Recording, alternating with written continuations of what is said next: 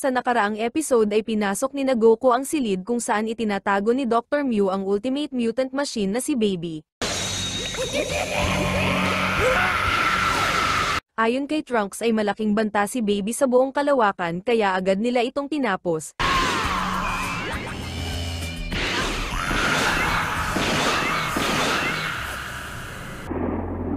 No!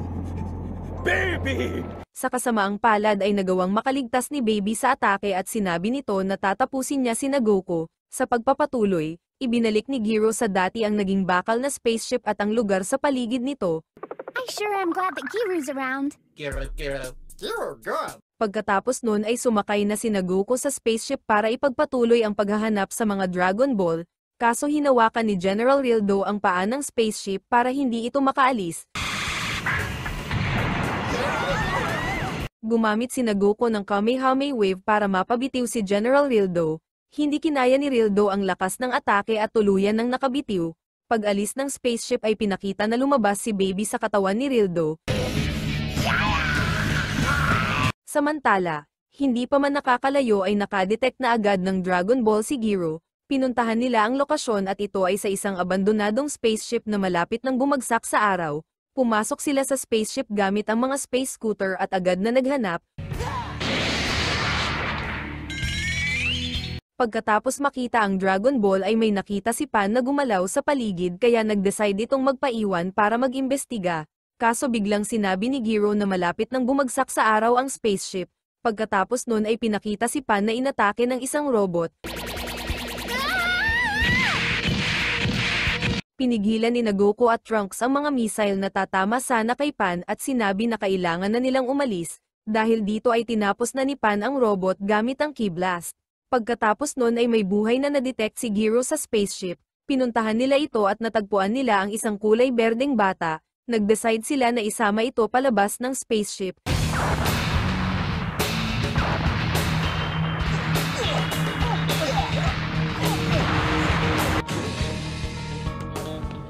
Sa kasamaang palad paglabas nila ay masyado na silang malapit sa araw kaya hinihigop na sila ng gravity nito. Nag-decide sila na iwan ang mga scooter at lumipad na lang. Dito ay naisip ni Goku na gumamit ng Kamehameha Wave para maitulak ang kanilang mga sarili pabalik ng spaceship. Pagbalik sa spaceship ay nalaman nila na masama ang lagay ng berdeng bata kaya nag-decide sila na huminto muna sa ibang planeta. Pumunta sila sa Planet Pitol at pinagamot ang berdeng bata. Maraming oras ang nakalipas. Dumating ang doktor para ibalita na ligtas na ang berdeng bata, pero pinagtaguan ito ni Goku kasi ayaw nitong maturukan. Samantala, biglang nagising ang berdeng bata at pinasabog ang paligid. Now what? Dahil sa pagsabog ay nagkaroon ng sunog sa loob ng hospital, ganun pa man ay nagawang mailigtas ni Goku ang berdeng bata at ang nurse na nagbabantay dito. Pagkatapos nun ay pinakita na muling gumising ang berdeng bata at ngumiti. Lumalabas na si Baby ang berdeng bata at sinadya nito ang nangyari. Samantala, umakyat si Goku sa mataas na puno dahil natatakot ito sa mga doktor at ayaw nito ng pagkain sa hospital. Pinapanood ito ni Baby mula sa malayo at pinagtatawanan. Sinabi ni Baby na plano niyang paghiwalayin si Goku para mas madali niya itong matalo. Sa sumunod na araw ay sinamahan ni Trunks at Gero si Goku mangisda dahil ayaw nitong kumain sa hospital. Sa kung saan ay pinakita si Pan na biglang sinip si Pan ng batang deer sa dibdib. Dumating si Baby at sinabi na akala ng batang deer ay si Pan ang nanay nito. Nang muling mapunta sa deer ang atensyon ni Pan ay unti-unti nang lumapit si Baby para umatake. Pero hindi ito natuloy dahil dumating si Goku at Trunks. Ilang saglit pa ay dumating na rin ang doktor para ibalik si Baby sa hospital. Habang nasa daan pabalik ng hospital ay lumabas si Baby at lumipat sa katawan ng doktor. Pagkatapos ay ibinigay nito ang berdeng bata sa isang nurse. Samantala, nalaman ni Pan na hindi pa rin pala kumakain si Goku dahil hindi nito kinain ang mga isda kasi sobrang pangit ng lasa. Dumating si Baby na nasa katawan ng doktor at kinumbinsi si Goku na kumain sa hospital. Pumayag si Goku dahil nangako si Baby na hindi ito bibigyan ng injection. Ganun pa man ay ginamit ni Baby ang pagkakataon para mahiwalay si Trunks kay Goku at Pan. Inilibot niya si Trunks sa buong hospital para ipakita ang mga bagong teknolohiya. Dito ay napunta sa isang bagay ang buong atensyon ni Trunks kaya umatake na si Baby. That voice. You're not the doctor. You're Baby. Habang hawak sa leeg si Trunks ay ipinaliwanag ni Baby na hindi siya madaling mapatay, dahil may kakayahan siyang mag-regenerate at lumipat ng katawan para muling lumakas, pero sa sandaling papasok na si Baby kay Trunks ay biglang dumating si Goku. Lumalabas na matagal nang alam ni Goku na si Baby ay pumasok sa katawan ng doktor kaya sinadya nitong magpahulog sa mga plano ni Baby. Matapos nun ay umatake si Baby kaya binanatan ito ni Goku. Tatapusin na sana ni Goku si Baby pero bigla itong nagpakawala ng malakas na enerhiya. Nasugatan si Trunks sa pagsabog at ito ang ginamit ni Baby para makapasok sa katawan nito. Sa sandaling tatapusin na ni Baby si Goku ay biglang nabawi ni Trunks ang kontrol sa katawan. Ginamit ni Trunks ang Super Saiyan para tuluyang mapaalis sa kanyang katawan si Baby. Kaso pagkatapos mapalabas sa katawan ni Trunks ay agad na tumakas si Baby. Pumasok ito sa katawan ng isang babae na pasakay ng spaceship kaya hindi na ito naramdaman ni Goku. Dahil sa nangyari ay nag-decide na lang si Goku na ipagpatuloy ang paghahanap sa mga Black Star Dragon Ball. Sa pampasaherong spaceship, pinakita si Baby na pinatay ang mga pasahero para magpalakas. Sa planet Earth, pinakita si Vegeta na nag-ahit ng balbas. No, you name the place and I'll be there.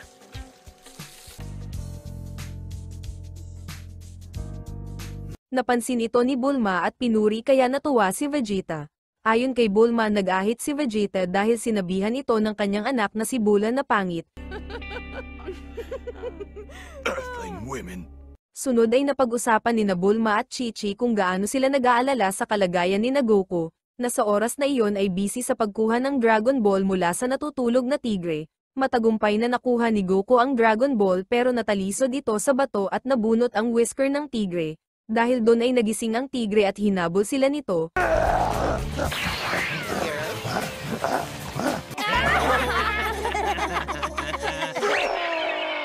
Sa huli ay nahulog ang tigre sa bangin kaya tuluyan ang nakuha ni Goku ang Dragon Ball. Sa planet Earth, may naganap na malaking pagsabog at kagagawan ito ng isang misteryosong lalaki. Pumunta ang lalaki sa isang ninanakawan na bangko at tinanong ang mga magnanakaw doon kung nasaan ang mga Saiyan. Hindi nasagot ng mga magnanakaw ang kanyang tanong kaya pinatay niya na lang ang mga ito.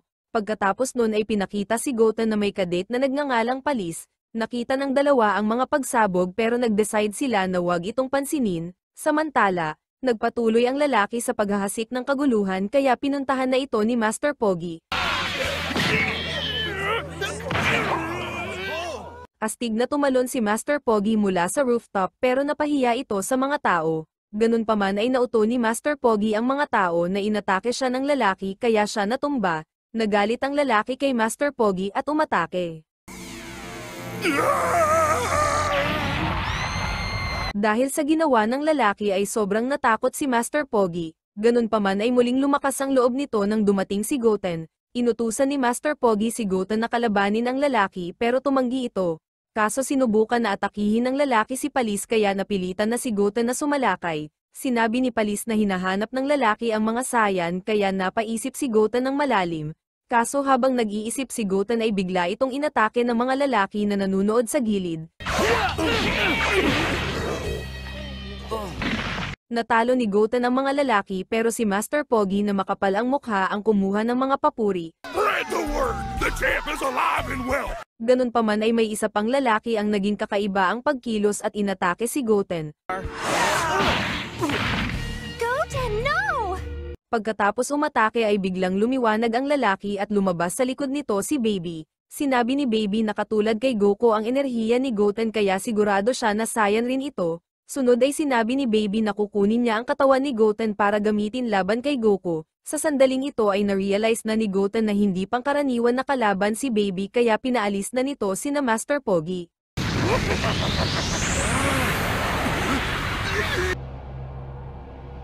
This is terrible! Dito ay nakahanda na si Goten na harapin si Baby sa laban pero bigla itong tinawagan ni Palis. Hindi ito nagustuhan ni Baby at galit na sumugod. Napabagsak ni Goten si Baby kaya sobrang na-impress si Palis. pero biglang gumamit ng Energy Blast Volley si Baby at tinamaan nito si Goten. Ayaw ni Goten ang napapahiya sa babae kaya nagalit ito at gumamit na ng Super Saiyan.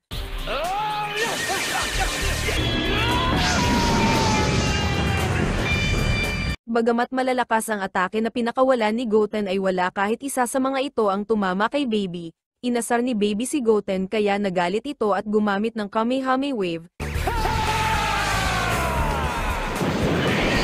Sinadyang magpatama ni Baby sa Kamehame Wave para makagapang papunta sa sugat ni Goten. Tagumpay na nakuha ni Baby ang katawan ni Goten at agad itong sinubukan. Pagkatapos nun ay nag-decide si Baby Goten na sunod namang kunin ang katawan ni Vegeta. Samantala, nasa ibang planeta na naman si Goku para hanapin ang Dragon Ball. Dito ay pumasok si Goku sa katawan ng isang malaking dinosaur. Maya-maya lang ay biglang namilipit sa sakit ang dinosaur at lumabas sa tiyan nito si Goku. Matagumpay na nakuha ni Goku ang Dragon Ball sa katawan ng malaking dinosaur na ngayon ay sobra ng liit.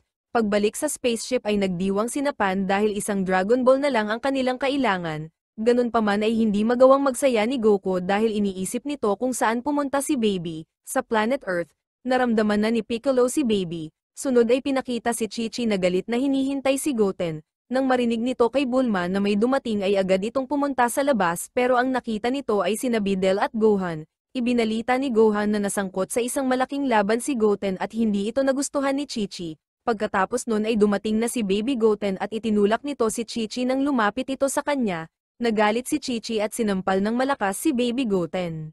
Ganun pa man ay hindi pumalag si Baby Goten. Sa halip ay tinanong lang nito kung nasaan si Vegeta. Tumugon si Bulma sa tanong nito at sinabi na hintayin na lamang si Vegeta. Matapos nun ay dumating si Gohan at naramdaman ni Baby na mas malakas ito kay Goten. Sinuntok ni Baby si Gohan at nagsimulang makipag-away dito. Nagalit si Chi-Chi at sinabihan ng dalawa na sa labas maglaban. Dinala ni Gohan si Baby Goten sa malayo at sinabi na alam niyang may nagkokontrol sa kanyang kapatid. Matapos marinig ang sinabi ni Gohan ay sumalakay na si Baby Goten. Ayaw saktan ni Gohan ang katawan ni Goten kaya hindi ito gumagamit ng Super Saiyan. Dahil dito ay nag-decide si Baby Goten na mas gumamit pa ng puwersa.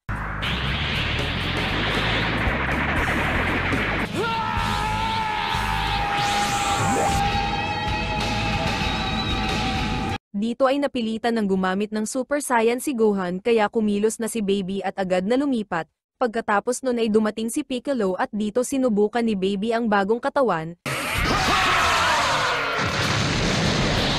Sa kasamaang palad ay direktang tinamaan ng Kamehame Wave si Piccolo at hindi ito nakaligtas.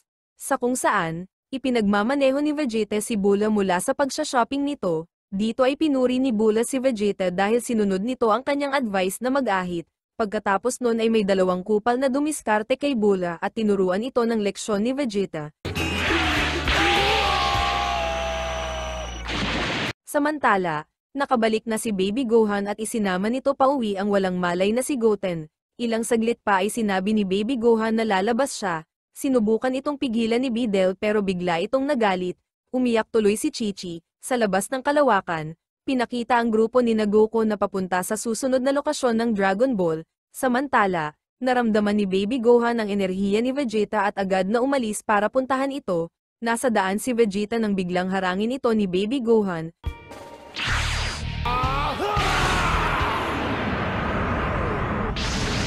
So, who are you? Nasira sa atake ni Baby Gohan ang mga pinamili ni Bula kaya sobra itong nagalit.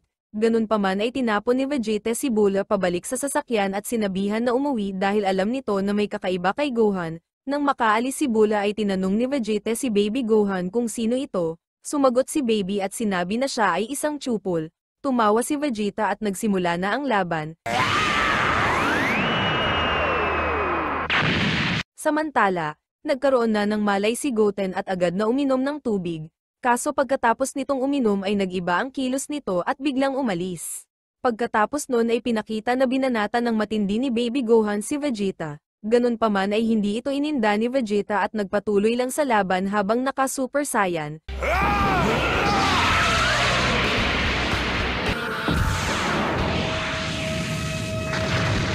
Sa puntong ito ay ramdam na ni Baby Gohan na hindi sapat ang kanyang lakas para matalo si Vegeta. Kaya laking tuwa nito nang dumating si Goten.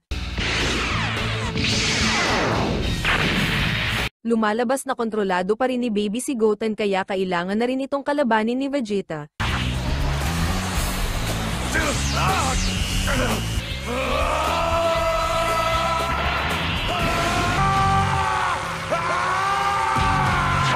Sa huli ay napilitan si Vegeta na gumamit ng buong lakas kaya nasaniban ito ni Baby. Dito ay kinuwento ni Baby na ang kanilang planeta ay mapayapa at may advanced na teknolohiya. Pero bigla itong sinira ng mga Saiyan na pinamumunuan ng ama ni Vegeta. Dahil sa nangyari ay gumawa ng parasitiko ang mga Chupol at pinakalat ito sa kalawakan para maghiganti balang araw. Matapos nun ay tuluyan ng sinakop ni Baby ang katawan ni Vegeta at agad na sinubukan. Sinabi ni Baby na sasakupin niya ang buong planet Earth at ang buong kalawakan. Samantala, natagpuan na ng grupo ni Goku ang huling Dragon Ball. Look what I found in the snow! Pagkatapos makumpleto ang mga Dragon Ball ay agad na umuwi si Goku sa planet Earth. Dito ay ipinagmalaki ni Pan kay Dende na siya ang nakakuha sa lahat ng Dragon Ball. Kaso hindi naniniwala si Dende kaya nagalit si Pan. Sunod ay kinumbinsi sila ni Dende na wag nang ibalik si Goku sa dati para hindi na magamit ang Dragon Ball at muling kumalat sa kalawakan. Ayaw pumayag ni Pan pero pumayag si Trunks at Goku kaya wala na itong nagawa. Pagkatapos maibalik ang mga Dragon Ball ay nagpaalam na sa isa't isa ang tatlo. Nang makaalis ang tatlo ay pinakita ng ngumiti si Dende dahil kontrolado na pala ito ni Baby, sa kung saan, nilusob ng mga tao na kontrolado ni Baby ang mansyon ni Master Pogi. Ganun pa man ay hindi ito makita ng mga tao dahil nagtatago ito sa loob ni Majin Buu. Inutusan ni Master Pogi si Majin Buu na puntahan si Goku. Habang naglalakad ay ibinunyag ni Majin Buu na hindi siya naaapektuhan ng parasitiko ni Baby. Pagkatapos magsalita ay niluwa ni Majin Buu ang parasitiko. Maya-maya pa ay napalibutan na naman sila ng mga infected na tao. Dito na nag-decide si Master Pogi na lumabas at lumaban. Kaso mahina si Tanga at hindi nito napabagsak ang mga kalaban kaya niligtas na lang ito ni Majin Buu. Samantala, nakauwi na sa bahay sina Goku at Pan, pero hindi ito kinakausap ni Videl at Chi-Chi. Why won't the two of you even say anything to us? Sunod na pinakita ay si Trunk na nakauwi na rin kasama si Giro. Dito ay nakaramdam ng panganib si Giro at binalaan si Trunks pero ayaw nitong maniwala. Sinalubong ni Vegeta ang dalawa at dinala sa silid kung nasaan si Bulma. Dito ay sinabi ni Bulma na naging pasaway si Trunks at gusto niyang parusahan ito ni Vegeta. Ngumiti si Vegeta at naging si Baby pero inatake ito ni Giro.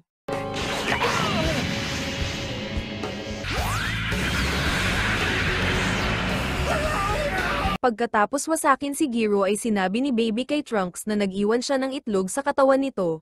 Inactivate ni Baby ang itlog kaya naging infected na rin si Trunks. Sunod ay pinakita na hindi pa rin kinakausap ni Chi-Chi at Videl sina Goku at Pan. Gustong kumain ni Goku pero ayaw itong payagan ni Chi-Chi. Dumating si Goten at Gohan at agad na naramdaman ni Goku na may kakaiba sa dalawa. Natakot si Pan at nagsumbong pero inutusan lang ni Chi-Chi ang magkapatid na patayin ang sarili nitong ama na si Goku.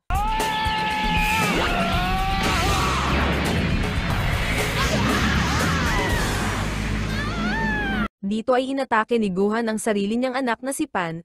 Nailigtas ni Goku si Pan pero nadamay pa rin ito sa pagsabog at nawalan ng malay. Dito na tuluyang nagalit si Goku at nag-decide na kalabanin ang kanyang mga anak. You're just kids with inflated egos! Madaling nabugbog ni Goku ang dalawa kahit hindi pa siya gumagamit ng Super Saiyan. Ganun pa man ayaw pa rin itong sumuko kaya gagamit na si Goku ng Kamehameha Wave. Dumating si Master Pogi at agad na pinigilan si Goku. Sinabi nito na kinokontrol lamang ni Baby ang dalawa at ang ibang mga tao sa planeta. Pagkatapos nun ay biglang dumating si Baby Vegeta. No way! Not you, Vegeta! Nagtaka si Baby Vegeta kung bakit hindi nalagyan ng parasitiko si Master Pogi. Ipinaliwanag ni Master Pogi na nagtago siya sa katawan ni Majin Buu at inasar si Baby Vegeta. Nagalit si Baby Vegeta at umatake. Sa kabutihang palad ay nailigtas ni Majin Buu si Master Pogi at isinama na rin nito si Pan sa pagtakas. Ginawang chocolate ni Majin Buu sina Pan at Master Pogi at kinain para maprotektahan. Dahil sa nangyari ay napunta na ang atensyon ni Baby Vegeta kay Goku. Sinubukan ni Goku na kausapin si Baby Vegeta pero sinabi lang nito na maghihiganti siya sa mga Saiyan. Wala nang nagawa si Goku kundi ang kalabanin ito.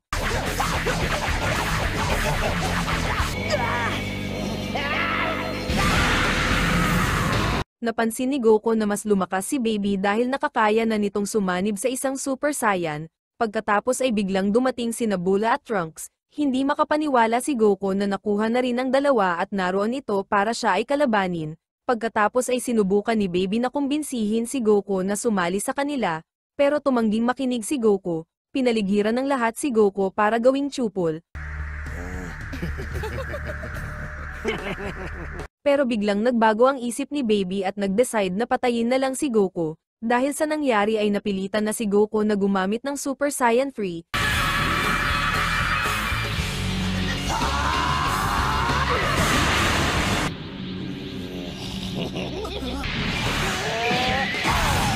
Sa kasamaang palad ay hindi kinaya ng batang katawan ni Goku ang Super Saiyan 3 at bumalik sa dati. Sinamantala ito ni Baby Vegeta at pinatamaan si Goku ng Energy Blast. Ganun pa man ay hindi namatay si Goku sa atake at tumanggi na itigil ang laban. Dahil dito ay nagpatuloy sa pag-atake si Baby Vegeta.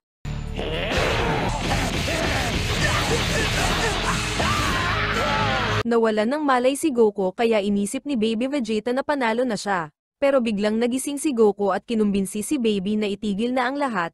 Hindi nakinig si Baby. Sa halip ay inutusan pa nito ang iba na bigyan siya ng lakas para tapusin si Goku.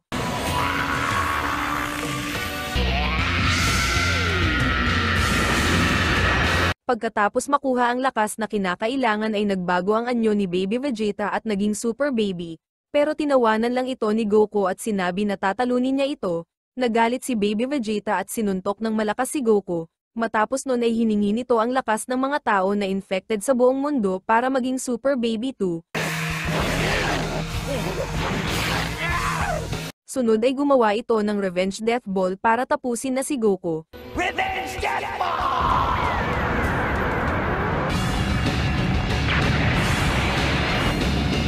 Sa lakas ng atake ay nawasak ang kabuuan ng lugar na kinatatayuan ni Goku. Naramdaman ni Majin Buu na tuluyan nang nawala ang enerhiya ni Goku at sinabi niya ito kay Pan at Master Pogi. Inilabas ni Majin Buu sina Pan at Master Pogi. Dito ay nagluksa ng sobra si Pan sa pagkamatay ni Goku. Pagkatapos nun ay pinakita si Dende na ibinibigay kay Baby ang mga Black Star Dragon Ball. Tinawag ni Baby si Ultimate Shenron para hilingin dito na gumawa ng planeta na katulad sa Planet Plant ng mga Chupol. Let it be known as the Topple Planet. Nakita ni Pan na muling kumalat ang mga Dragon Ball at sobrang nalungkot dahil napunta sa wala ang kanilang pinaghirapan. Sa sandaling binanggit ni Pan ang pangalan ni Goku ay pinakita ito na nagising sa kung saan. Dito ay kinausap si Goku ng isang nilalang na nagpakilala bilang Sugoro. Sinabi nito na maglalaro sila ni Goku ng isang laro pero kapag natalo si Goku ay tuluyan na itong mamamatay. Ganun pa man kapag nanalo si Goku ay makakaalis na ito sa dimensyon. Pumayag si Goku kaya nagsimula na ang laro. Kaso laging nakukuha ni Goku ang mga malas na pwesto, habang si Sugoro naman ay laging nakukuha ang mga swerte. Wow! I must be extremely lucky today! Sa planeta ng mga Kai, sinabi ni Kibito kay Tandang Kai na nahulog niya si Goku sa ibang dimensyon. Lumalabas na niligtas ni Kibito si Goku sa huling sandali na matatamaan na ito ng Revenge Death Ball. Kaso sa lakas ng pagsabog ay nabitawan ni Kibito si Goku sa ibang dimensyon. Ayon kay Tandang Kai ay masama ito dahil hindi gumagana ang kanilang kapangyarihan sa dimensyon ni Sugoro. Dahil doon ay kailangan ni Goku na humanap ng sariling paraan para makaalis doon. Samantala, patuloy pa rin ang kamalasan ni Goku. Dito ay kailangan masagot ni Goku ang mga tanong para hindi mahulog at mamatay. Kaso dahil bobo si Goku ay mali agad ang sagot nito sa unang tanong, sa Planet Earth. Gumawa si Bulma ng malaking spaceship na kanilang gagamitin para mailipat ang mga tao sa bagong planeta. Dito ay nakita ni Pan si Trunks na kontrolado na ni Baby at sobrang nalungkot, sa ibang dimensyon, malapit nang mahulog si Goku dahil mali palagi ang sagot nito. Sa sumunod na tanong ay nagkamali na naman ito kaya tuluyan na itong nahulog. Ganun pa man nagulat si Sugoro nang malaman na hindi namatay si Goku. Ipinagpatuloy nila ang laro at dito ay pinakita na kasabwat ni Sugoro ang dice. Ganun pa man ay hindi ito alam ni Goku at nagpatuloy lang sa paglalaro. Dito ay kailangan ni Goku na hindi umiyak kahit anong mangyari at nagtagumpay siya sa mga hiniwang sibuyas. Ang sunod naman ay nurse na kamukha ni Chi-Chi at tinusok nito ng malaking injection si Goku sa puwet. Napaluha si Goku sa sobrang sakit pero muli itong hinigop ng kanyang mata. Nagpatuloy si Goku sa paglalaro kahit na laging minamalas. Sa Planet Earth naman ay patuloy rin ang plano ni Baby sa pagtataguyod ng bagong henerasyon ng mga Chupol. Sa sandaling malapit ng matalo si Goku ay aksidenteng nahagis nito ang dice sa magma. Sumigaw ang dice at gumalaw kaya nalaman ni Goku na may buhay ito. Ganun pa man ay itinanggi ito ni Suguro kaya gusto itong ulitin ni Goku. Natakot ang dice kaya bumalik ito sa orihinal nitong anyo at tinawag na daddy si Suguro. Dito na nalaman ni Goku na dinadaya siya ni Suguro. Mahigpit na pinagbabawal ang pandaraya sa laro kaya nagalit ang dimensyon at nag-decide ito na patayin ang mag-ama. Ganun pa man ay niligtas ito ni Goku. Dito ay nahulog si Goku at nalaman na bumalik na ang kanyang kapangyarihan. Gumamit siya ng Kamehameha Wave para wasakin ang dimensyon. Pagkatapos mawasak ang dimensyon ay agad na pinuntahan ni Kibito si Goku para iligtas. Dinala ni Kibito sina Goku at ang mag-ama sa planeta ng mga Kai. Nagpasalamat ang mag-ama kay Goku sa pagliligtas nito sa kanilang buhay. Sa Planet Earth, palihim na sinusubaybayan ni na Master Pogi ang pagsakay ng mga infected na tao sa spaceship, habang si Pan naman ay natagpuan ang nasirang si Giro at nag-decide na kunin ito. Pagkatapos nun ay nagkasundo sina Pan na sumakay sa spaceship kasama ang mga infected. Sa planeta ng mga Kai, nalaman na ni Goku na gustong ilipat ni Baby ang lahat sa bagong planeta na ginawa nito gamit ang Black Star Dragon Ball. Nalaman din ni Goku na infected na rin sina Dende at Mr. Popo. Dahil dito ay gusto na ni Goku na bumalik sa Earth pero pinigilan siya ni Tandang Kai. Ayon kay Tandang Kai ay kailangan muna ni Goku na dumaan sa isang pagsasanay para matalo si Baby. Sa Planet Earth, nagpapogi si Majin Buu para hindi makilala. Habang sina Pan at Master Pogi naman ay nakatago sa loob nito, dito ay nakasabay nila sa pila si Krillin pero hindi ito umabot sa bilang kaya naiwan. Bye! Bye, Bo. See ya. Dahil sa nangyari ay pinagalitan si Krillin ni 18, sa planeta ng mga Kai, nagsimula na ang pagsasanay ni Goku pero pakiramdam nito ay ginagawa lang siyang alipin ni Tandang Kai. Ganun pa man nang magreklamo si Goku na kumakati ang kanyang buntot ay natuwa si Tandang Kai. Samantala, nakarating na sa bagong planeta ang unang batch ng mga tao at kasama dito sina Pan. Sinabi ni Pan kay Majin Buu at Master Pogi na pakakainin nila ng pangpatay ang mga infected para bumalik sa normal. Ginawa nga ni Pan ang plano at nagkaroon ito ng epekto. Kaso dumating si Videl at inatake nito si Pan. Mom, it's me! It's Pan! Sunod na dumating si Gohan at sinubukan itong kausapin ni Pan pero hindi ito nakinig. Dito na biglang dumating si Baby at inutusan sina Gohan na patayin si Pan. Nakita ni Goku na nasa panganib si Pan at agad na hiniling kay Tandang Kai na payagan siyang lumaban, pero hindi pumayag si Tandang Kai. Ganun pa man sa sandaling tatapusin na ni Gohan si Pan ay sinipa ito ni Ub. Your conflict is with me now. Sinabi ni Ub kay Pan na nagtago siya sa bundok kaya hindi siya nalagyan ng parasitiko. Sunod ay tinanong ni Ub kung nasaan ang kanyang master na si Goku at mayabang na sumagot si Baby na pinatay niya ito. Sobrang nagalit si Ub at hindi na napigilan ang sarili na salakayin si Baby.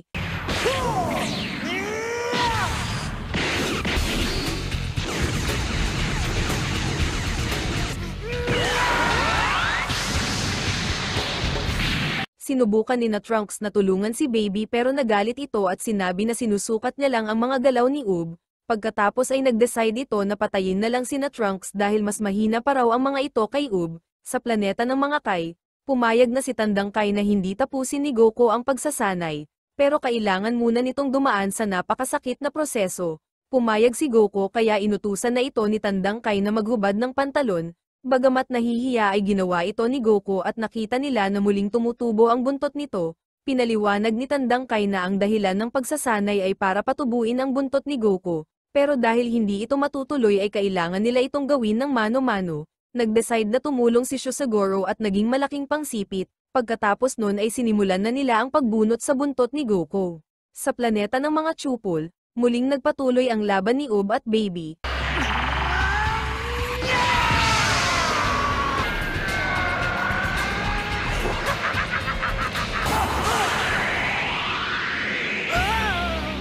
Sa kasamaang palad ay natalo si Ob kay Baby kaya napilitan na si Pan na lumaban.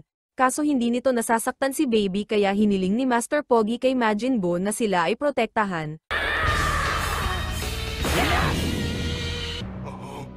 That thing is gonna pay! Pagkatapos talunin si Pan ay naghanda si Baby ng Revenge Death Ball para patayin si Ub, habang si Majin Buu naman ay kinuha ang walang malay na si Pan at si Master Pogi para dalhin sa ligtas na lugar, pero nag-decide ito na bumalik para iligtas si Ub mula sa Revenge Death Ball ni Baby.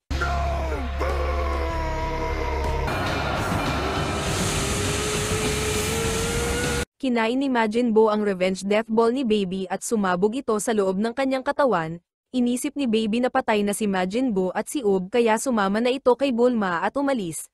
Pero nagkamali si Baby dahil buhay pa si Ub at napapaligiran lang ng usok ni Majin Buu. Ipinaliwanag ni Majin Buu na si Ub ay reincarnation ni Kid Buu kaya sila ay iisang nilalang lamang. Sunod ay sinabi ni Majin Buu na oras na, para muli silang magsama ni Ub. Sumanib si Majin Buu kay Ub at ipinanganak si Majub.